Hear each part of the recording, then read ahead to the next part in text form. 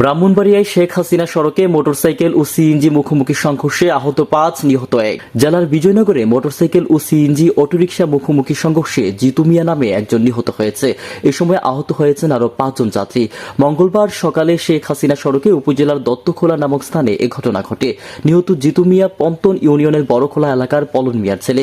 জিতুর বাবা পলন মিয়া জানান, সকালে ছেলেকে নিয়ে ব্রাহ্মণবাড়িয়া যাওয়ার উদ্দেশ্যে সিএনজি অটোরিকশা করে রওনা করেন। সিএনজিতে আরও যাত্রী ছিলেন।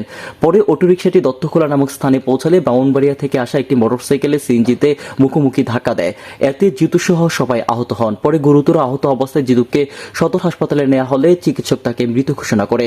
আহতরা হাসপাতালে চিকিৎসাধীন আছেন এবং মোটরসাইকেল চালকের অবস্থাও গুরুতর হওয়ায় তাকে ঢাকায় পাঠানো হয়েছে। আমার ভাইয়ের কোনো ইয়া নাই, আমার ভাই আজ আইতাছেন, আমার কাছে বোন আমি আইতাছি, আমি আমার ভাইয়ের লাগে রান্না যাই মুরগাটা বানাইতাছি না। আমি দেখছি আমার বাপের আইতাছে বিরা বই আনছো, আমার বাপের তো বই মই। আমি তোমার 2-3টা ডাক দিয়েছি। কটার দিকে হইছে অ্যাক্সিডেন্টটা? মন ইয়া হইব ঘন্টা হয়ে যাবো, 10টা বাজে সময়, সকাল 10টা। 10টা বাজে গো আমার বাইরে